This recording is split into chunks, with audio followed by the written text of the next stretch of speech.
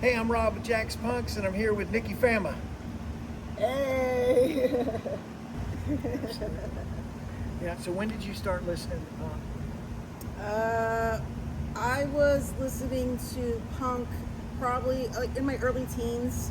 I was very into heavy metal as a child. My first cassette, it wasn't even a cassette, it was an 8-track. It was Ozzy Osbourne. So I listened to heavy metal growing up. And as I got older, it progressed into skate punk and punk music, and I had friends that were skaters, and so I'd say by 13 or 14, it was Misfits, Black Flag, all your classics. Did you have the mixtapes that you would burn?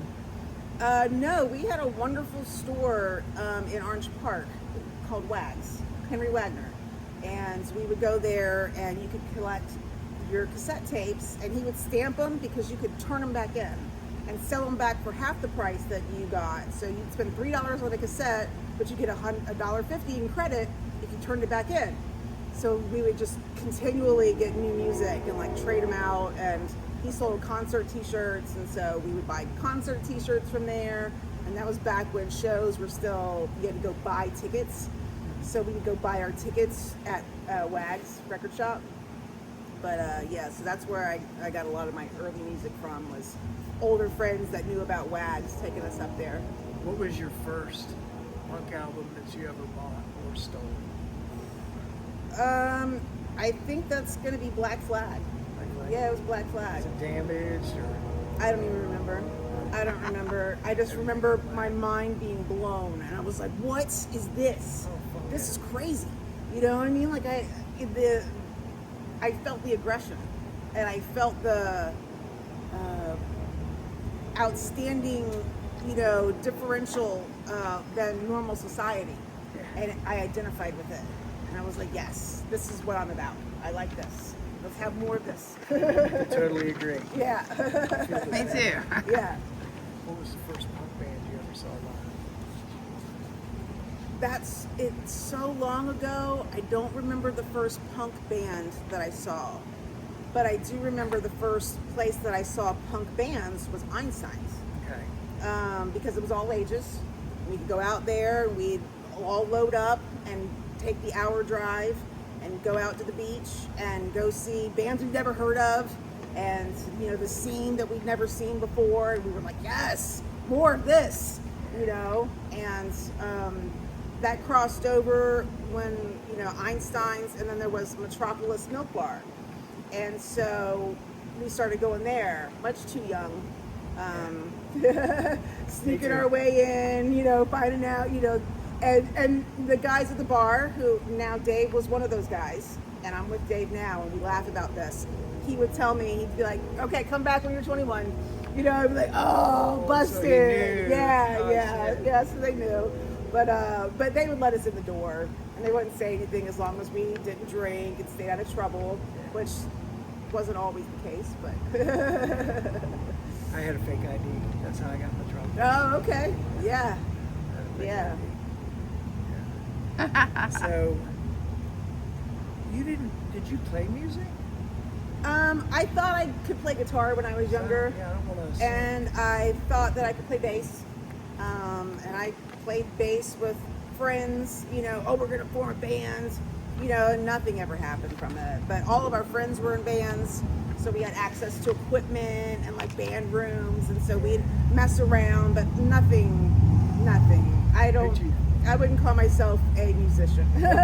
What band rooms did you jam in? So one of my boyfriends was in a band called Red Light, Green Light, Go.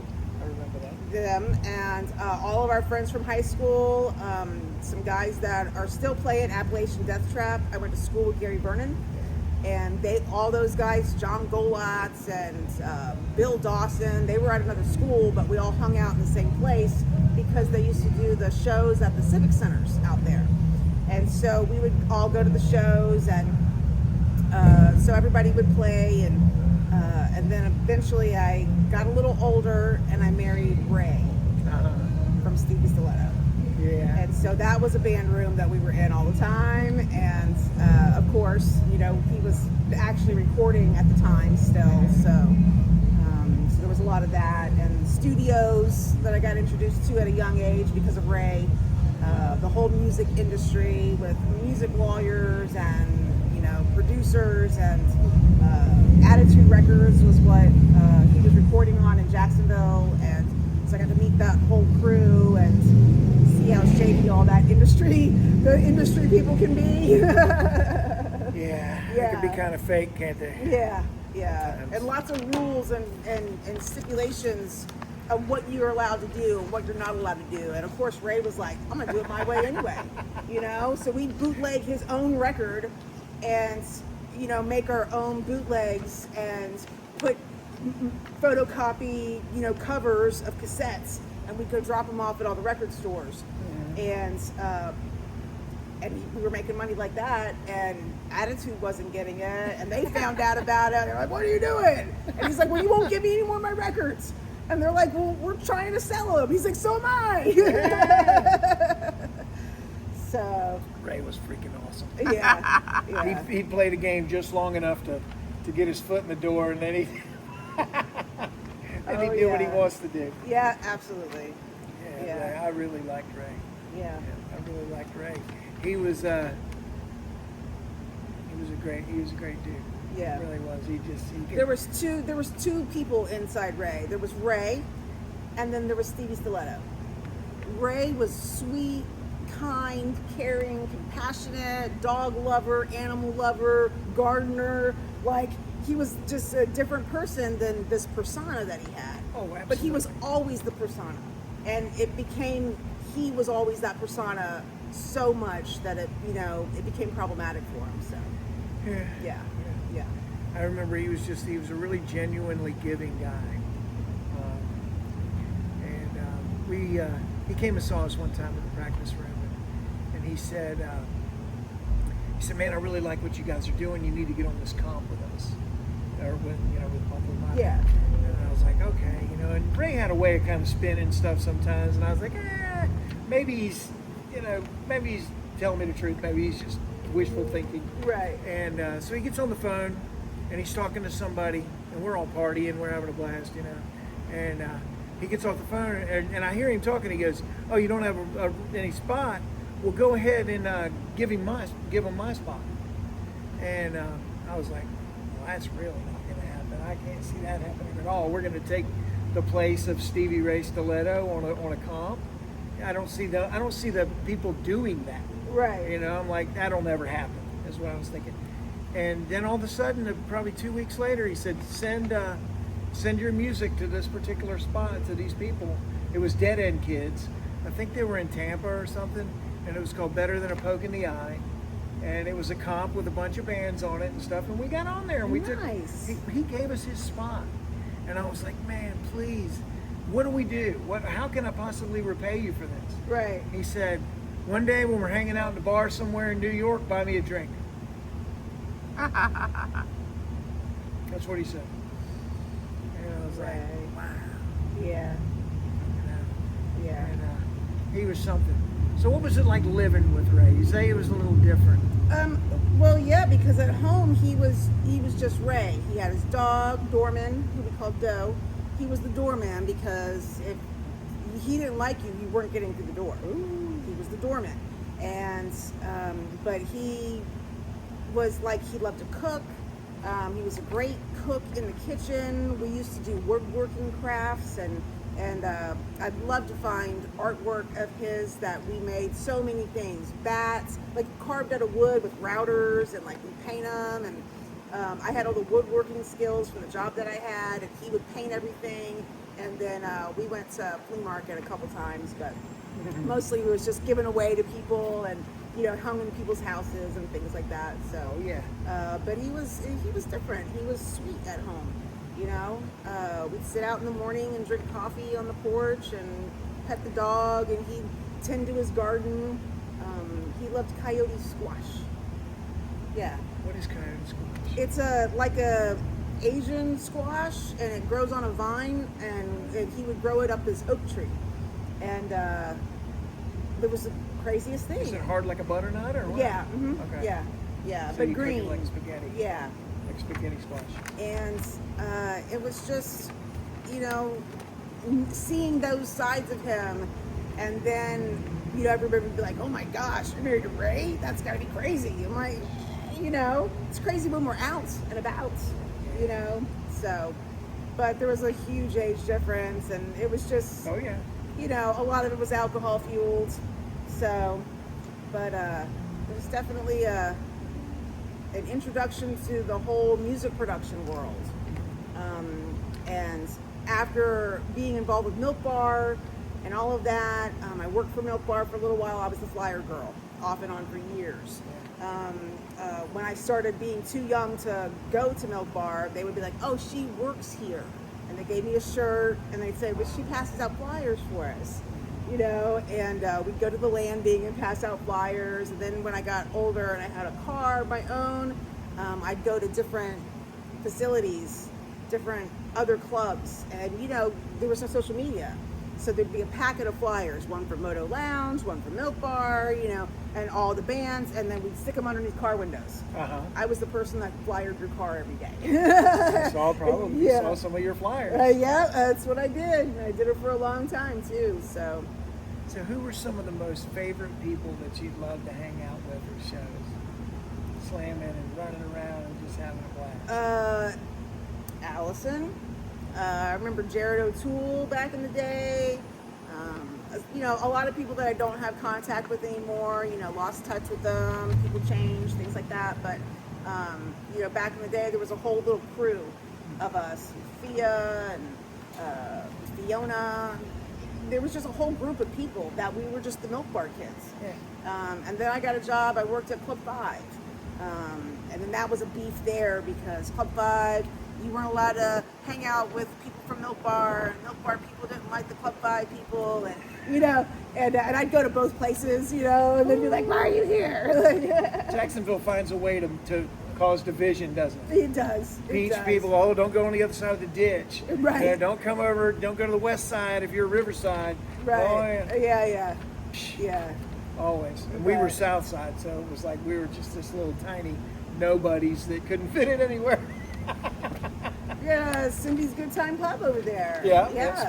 Spikes. Yeah, Doghouse. And, yeah. You remember that? Yeah. Okay. So where, I'm kind of going through the list here. I got some little icebreaker questions and stuff. What were, so I know you went to Wags. Yeah.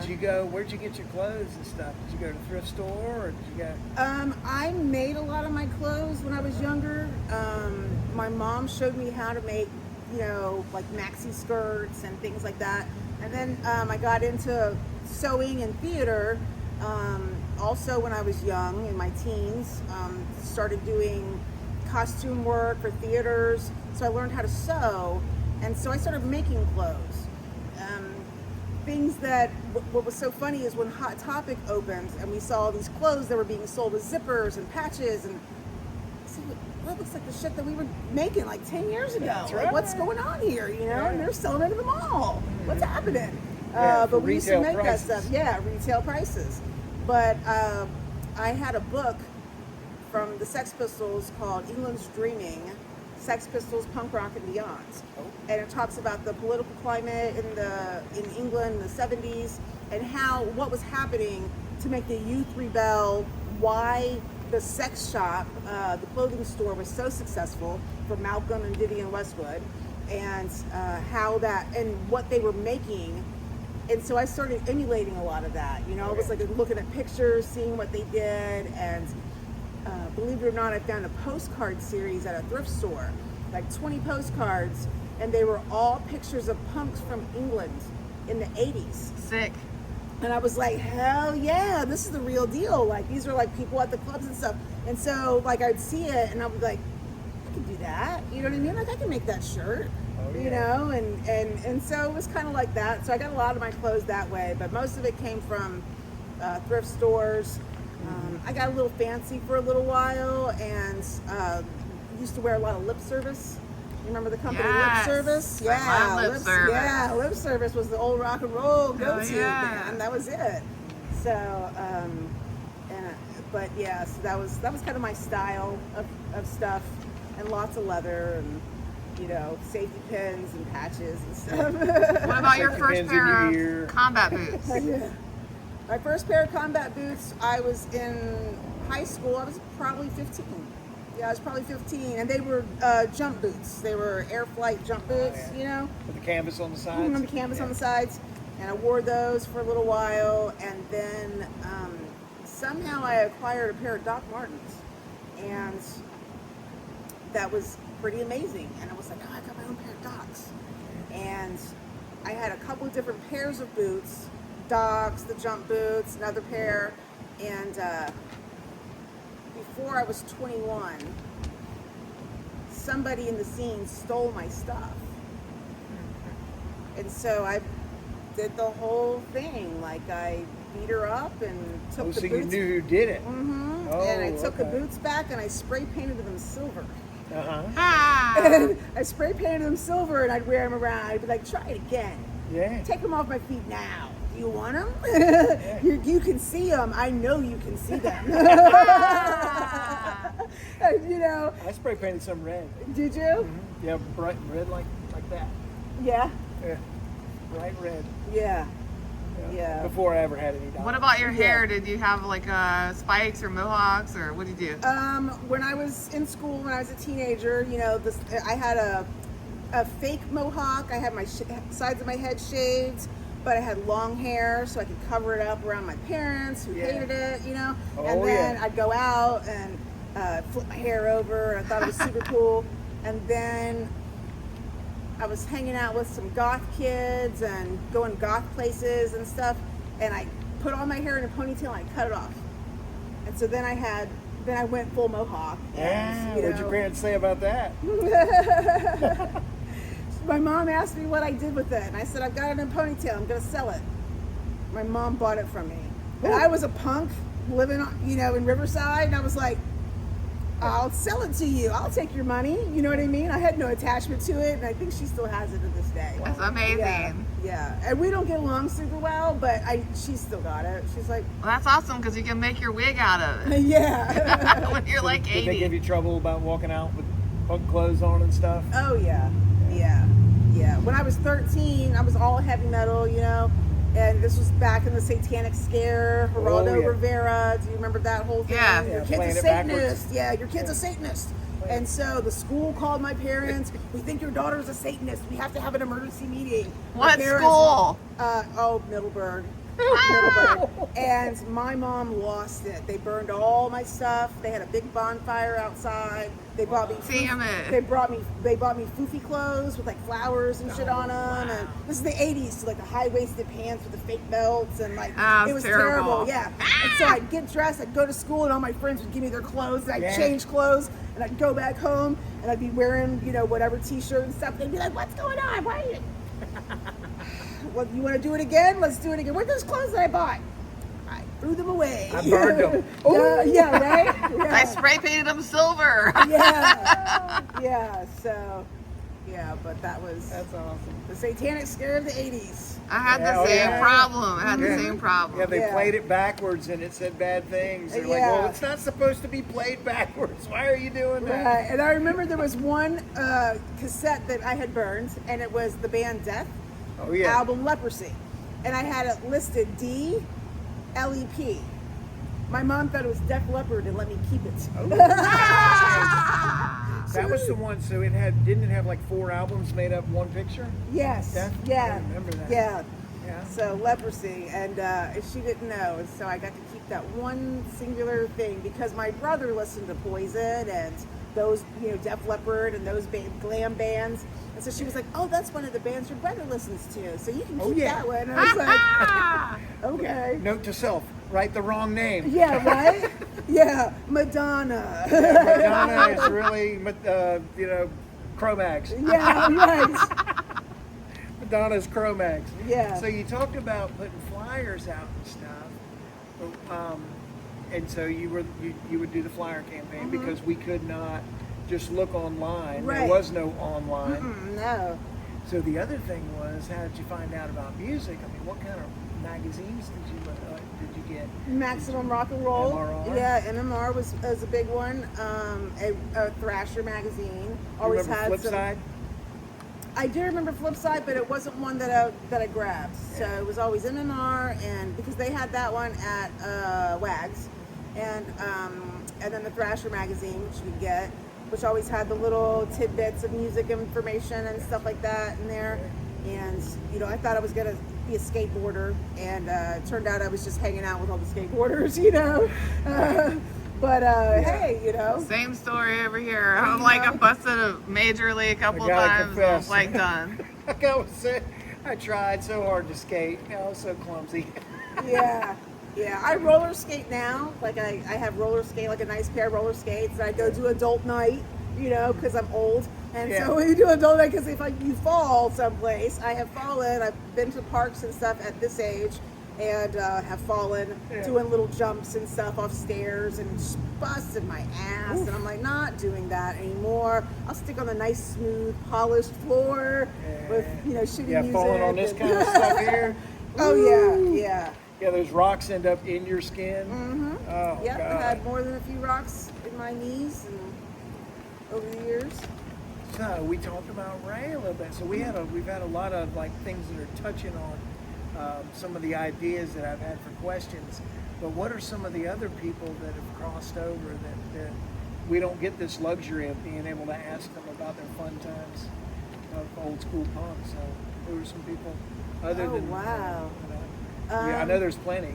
Yeah. I mean, you mean like people I know personally? Yeah, like do you have any Allison stories Personal or punk rock friends that my favorite Allison story I actually told in front of her whole family at the wake. That my favorite story with Allison, knew her for years, grew up, but during that time, we got into a fight inside Milk Bar. Mm-hmm. And I think it was over the boots. Like the girl that I beat up, she was mad about it. Like, you shouldn't have done that. And I was like, piss off. Strip my fucking boots. Yeah. So we got into a fight in Milk Bar, and she sprayed me with pepper spray. Wow. But it lit up the whole bar, the whole place. Everybody's running and like, oh, what's going on? And we joked about it throughout the rest of our friendship. That was a turning point. It made us, because after that we became, super close friends again, and we were like, hey, yeah, remember that time you maced you? So it's one of my favorite stories of Allison. Some of my best friends I started fighting. Yeah. My best buddies, and especially in younger years. Yeah. From fighting. Yeah. Because the ones that fight back are true. Yeah, we scrapped a little bit, so. She was probably a pretty tough fight. Oh, yeah. She was no slouch, that's Yeah, for sure. well, I mean, both you gals are, wasn't both no you gals. slouch either. That's why she busted out the pepper spray. She knew when to go nuclear. Right. Like, all right, I got to put her down. Especially when you're still fighting for your boots, man. Hell, Yeah. Your back's against the wall, man. I know. Oh my gosh, the You already days. burned the ships, man. Yeah. Yeah. The days. That's crazy. So what were some of your favorite local bands? I really loved, let's see, there was Proletariats. They were great. Common Thread. We're going way back. Yeah. Frog. Let's see. Oh, Friends of Carlotta. I was just thinking about man, that. Friends of Carlotta. They I had love the best FOC. shows. yeah, we gotta Swiss get some of Cake those Rolls. guys to Yeah. talk. Yeah. I know one of them, James Brian Nelson. Yeah. Yeah. But there was just, man, over the years there's been hundreds because I've seen so many bands that I forget them all. One of the things that I've done as I've gotten older is I've tried to go back and see bands that are still touring and do it, because now I'm not a drinker. Yeah. I'm not partying. So I actually go to see the band. watch the band and, you know, things like that I didn't really do as much then because I was drinking and partying and in the pit and jumping around and, you know, just being crazy. I mean, actually just being wild as fuck, you know? And so I like to go back now anytime I get a chance to see bands that come back through, you know, and see them as an adult is what I say. Yeah. Soak in the show. Yeah, absolutely. I know we saw Suicidal Tendencies. Oh my God, they were just freaking. Yeah. I don't think I've ever seen a band that worked a stage like Suicidal Tendencies. Yeah, Mike's a good showman. Yeah. I mean, they're not a local band, but golly. Right. Oh my gosh, yeah. So it just plays into that, you know, just soaking it all up. I was just like, Mr. Bungle played Fat Cat one time. Mr. Bungle played Fat Cat one time, and that was amazing. See Mike Patton do his thing, you know, in a smaller, intimate thing like that. That's a memory I've held on to for a while that I've been able to.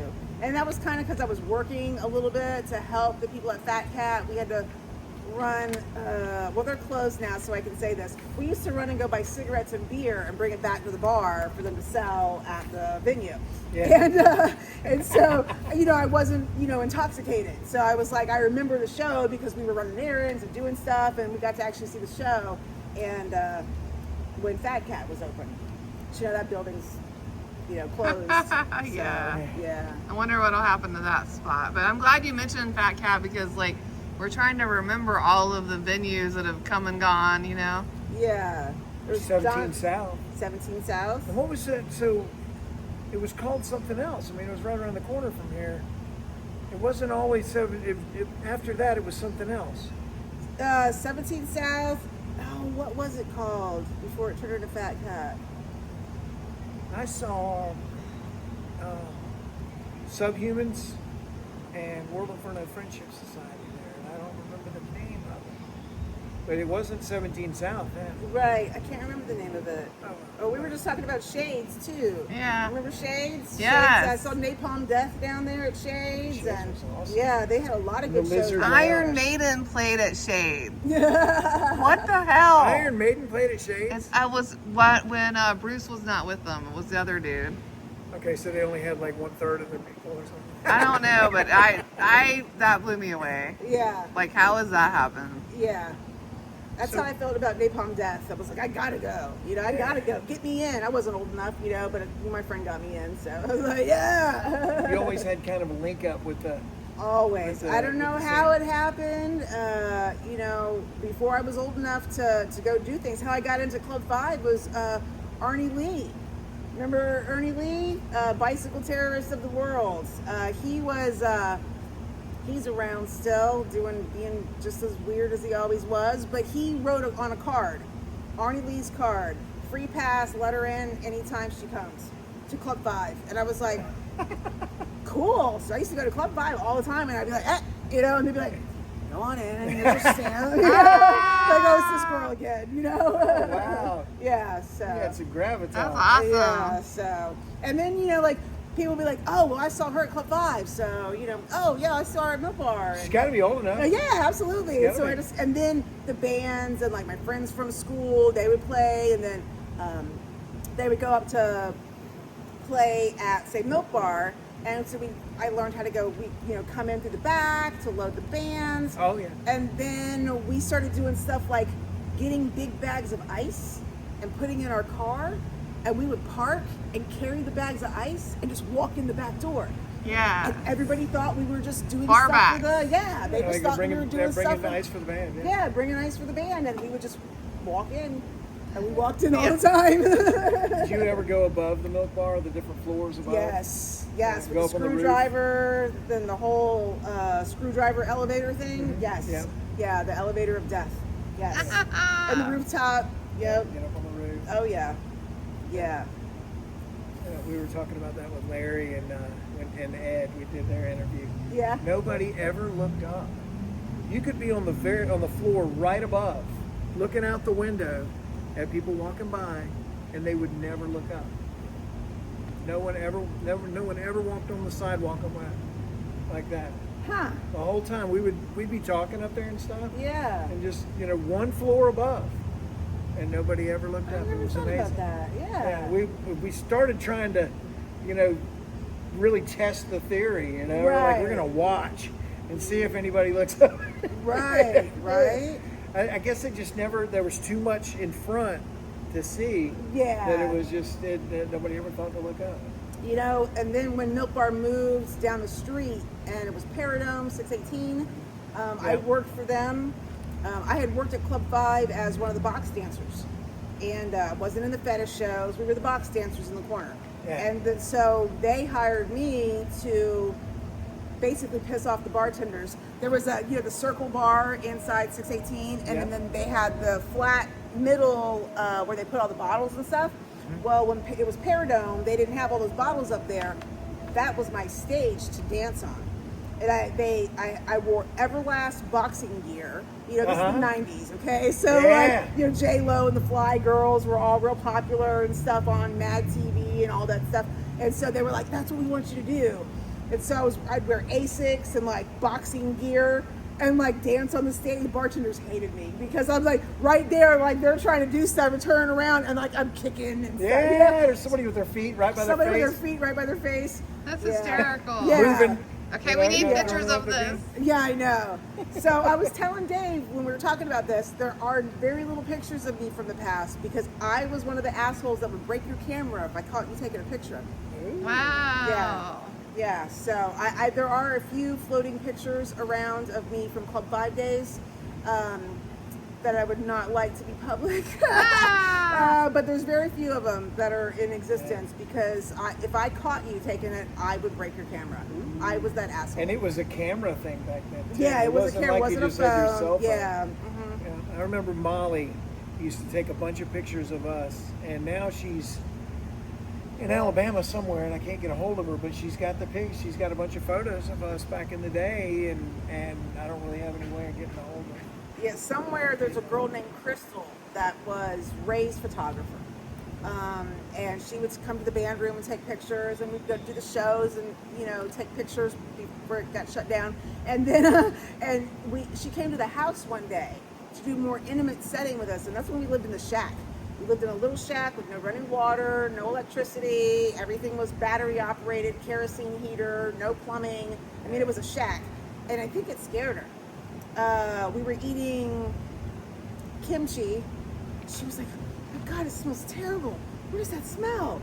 We were like, eat it, eat it. It's good. Eat it. She was like, no, I don't want to. And then I think I scared her away because I don't know what happened to her. I don't know. No more photos for Yeah, you. no more photos for you. You guys are crazy. What was her last name? I don't even remember her. She had a little Chelsea cut before it was popular, you know, the little bang and like yeah. shaved head.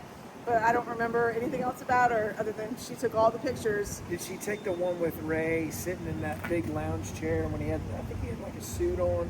It's like black and white and red. With the red, with the, Yeah. like he's holding something. Yeah, I don't or, remember or what he it had is. red shoes or something. I can't remember. Yeah, I don't know. That was a great picture. That was was a a very great picture. iconic picture. For me. Yeah.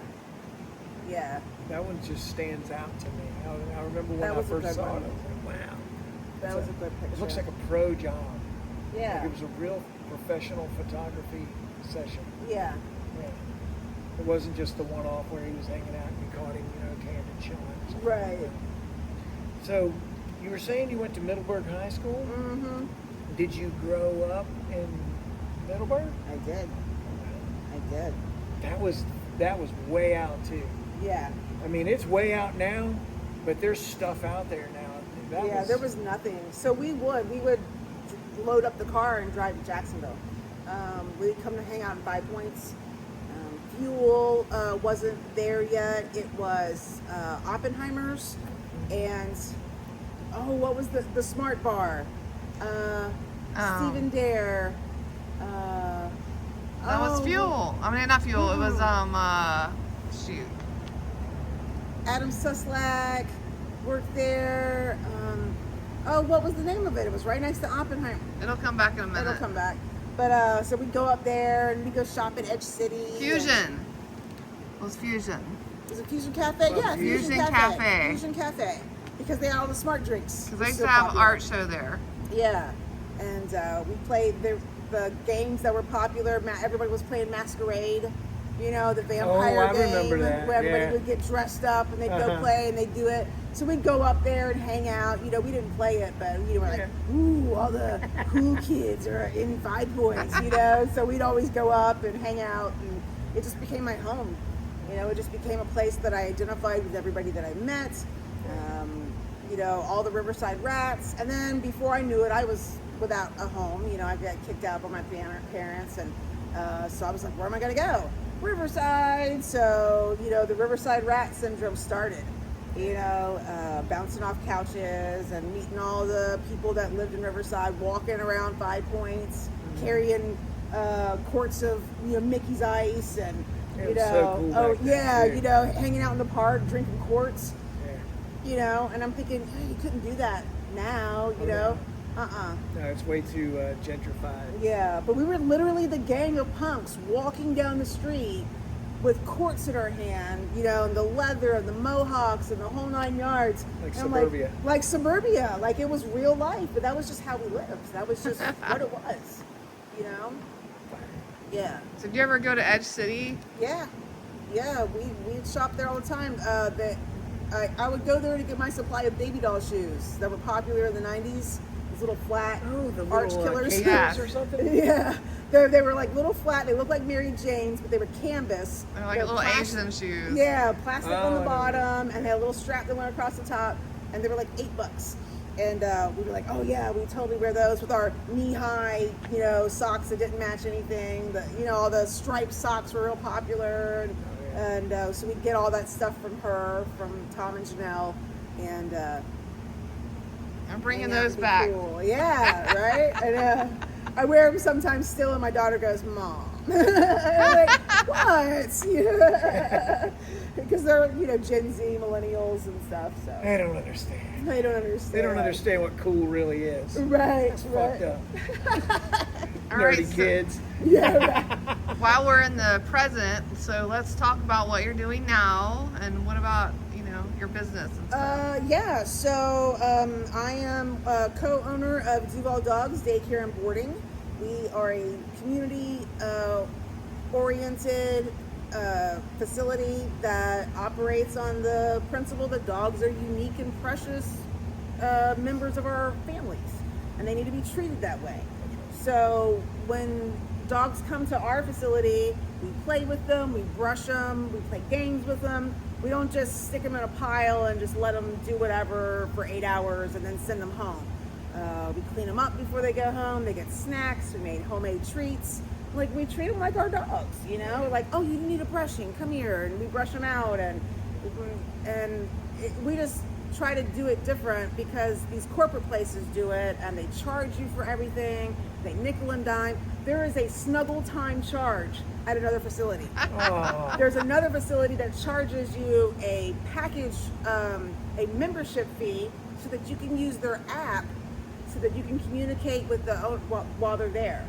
Like, you charge them to communicate and let them know that the dog's doing okay. Wow. Like, we just do it. Like, we're Charge just them to talk to their own dog. yeah, like it doesn't make any sense. So we treat them like family members and play with them all day. And the community has really been accepting of us. We are LGBTQ friendly, and we have our big flags up everywhere in the front and the back. I'm bi, I'm brown, I'm a woman. So we categorize all of that stuff. You know, my daughter is also part owner, so we are officially a woman-owned facility because we have more women owner than men. Dave's my partner. Yeah. And so we just try to, you know, be as inclusive as possible and diverse, although I have not accepted clients who were MAGA. I had a guy tell me he was going to go protest Jimmy Carter's funeral. And he's been up to DC before because he's done it before. And he's even been to the book depository and took a picture from that view because he wanted to see what I'm like, I'm not helping you do any of this. I'm like, I'm sorry, I can't help you, sir. Your Like, dog you have to is- go someplace else. I'm sorry that your dog has to be has to not be able to be taken care of Yeah, by I us. know. I'm like, I Because your can't. dog really deserves some love, but I just can't. I'm not going to help you protest Jimmy Carter's funeral. I'm not going to do that. Jimmy Carter was a great guy. He was a great man. Okay, He love him was- or hate him as a president, but as a man, As a man, he was shoot. all of the Oh work my that he gosh, did for he was the phenomenal. housing and the building the homes He and worked till the day he died. Yep. Anybody that says that he's not, that he wasn't an asset to this country, is just wrong. Yeah. Dead wrong. They're just And to wrong. want to protest it, I couldn't get behind it. Yeah, But anybody so can I protest say it. inclusive, but I guess I have my limitations too. So. Yeah. Well, to hate Jimmy Carter is really, really, that's a good reason not to take care of their dog. Yeah. The man Yeah. was a good man, Yeah. plain and simple. You know, I'm not a Christian, Right. but he sure was, and I got a lot of respect for the guy. Yeah, You know, absolutely. I mean, he just worked till the day he died. Man. I mean, he just Always about helping. he was doing Habitat for Humanity in his 90s. Yep. He almost did he make it to 100? I think he was 99. Yeah, I think Just he short. I was think he just was short just of it. short of it. Yeah. Yeah. What a great man. Yep. Yeah, he was a great man. But we are also expanding and we are opening up a retail space. I'm working with Christina Wagner to open up right next door to Duval Dogs another place called Zagatos, which is a Costa Rican street dog. That's what that translates to. And it's going to be kind of an apothecary, community focus, that's local as possible, mixed use art venue. So we'll have like books and magazines from local authors, art and vendors from local authors. Yes, I want your book. And from different people to have a brick and mortar store for their artware and things like that. And we'll have a few pieces of our own up there as well. And we'll do some spoken word and some book signings and things that are a little bit more quiet than Rain Dogs, but still community focused and, you know, with local vendors around here that have honey and goat milk and mushrooms and things that we can make tinctures with and products like that that will be beneficial for everybody to get away from the big commercial corporations that are selling you half-ass products that don't even really work.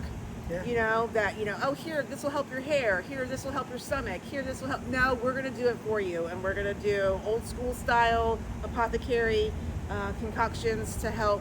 Yeah. I'm excited about that. So we're hoping for an October open.